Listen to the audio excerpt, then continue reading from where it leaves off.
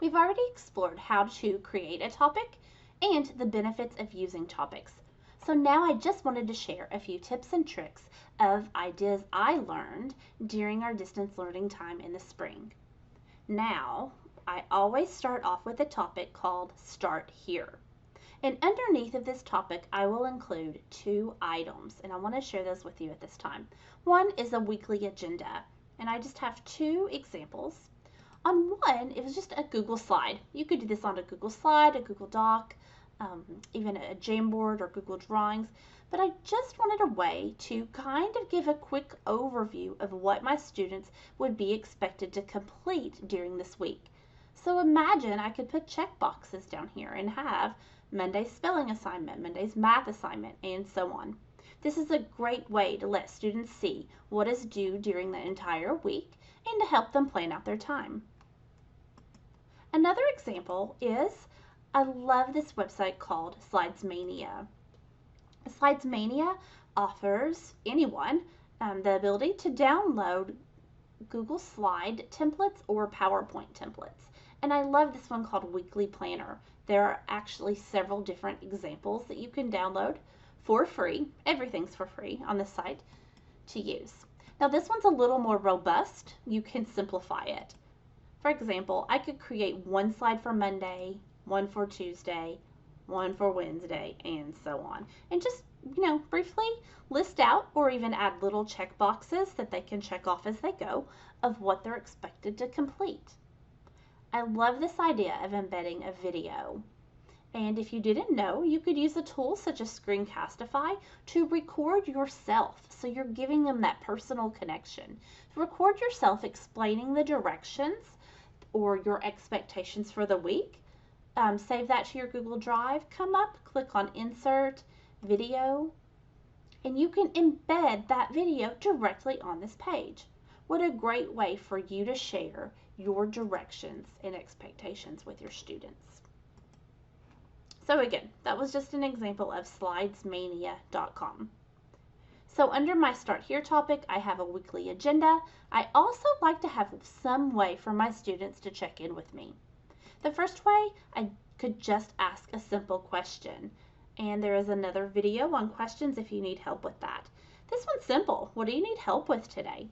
And I keep my Google Classroom up during the day, and as I get notifications that students are telling me what they need help with, I can quickly answer back. Or another check-in idea is an example of a Google form. Again, this one's just very simple. How can I help you today? Be specific. Not just I need help, but maybe I need help understanding how to complete this assignment on page 5. And then how would you like me to contact you? Do you want me to make a comment, an email, a phone call? You want to set up a Google Meet? So rather than me just sitting here staring at this form all day long, I can actually come into the responses with Google Forms and look at the spreadsheet associated with this. If I come under Tools, I can actually come down to Notification Rules and turn on this feature that anytime someone submits this form, that it will email me right away. Now you can change those notifications to fit your needs, but I like it to email me right away so that way I know I can jump on and help that student or reach out to that student. So again, just 2 quick ways under my Start Here topic. Another topic I like to have, and I'm going to scroll all the way to the bottom, is one called Completed. And the reason I'm putting this here is, Google Classroom is not a true LMS. It doesn't do everything that we need it to do, such as turning different modules on and off. And so the only way to get rid of these topics would be to delete them. And I don't want to do that. I want my students to be able to come back and have access to the work that they've completed throughout the year, or maybe they were absent and missed something, but we've moved on. So I want them to come back. So notice that my topics they do have the date.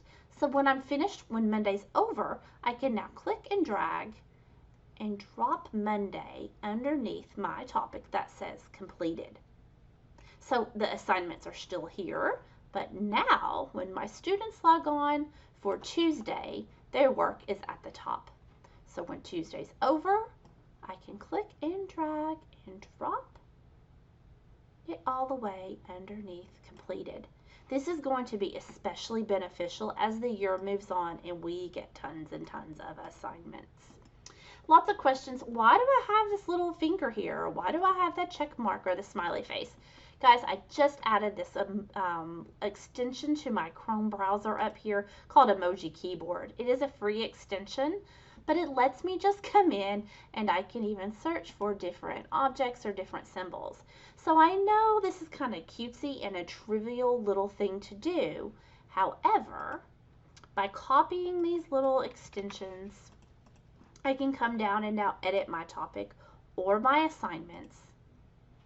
And as I'm typing, I can just paste those in and let them become part of my topic.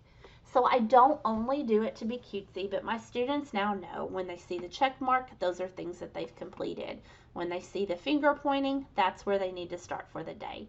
So just a fun little idea to help make your assignments and your topics a little more noticeable. So use these topics to your advantage. Find out what works for you and your students.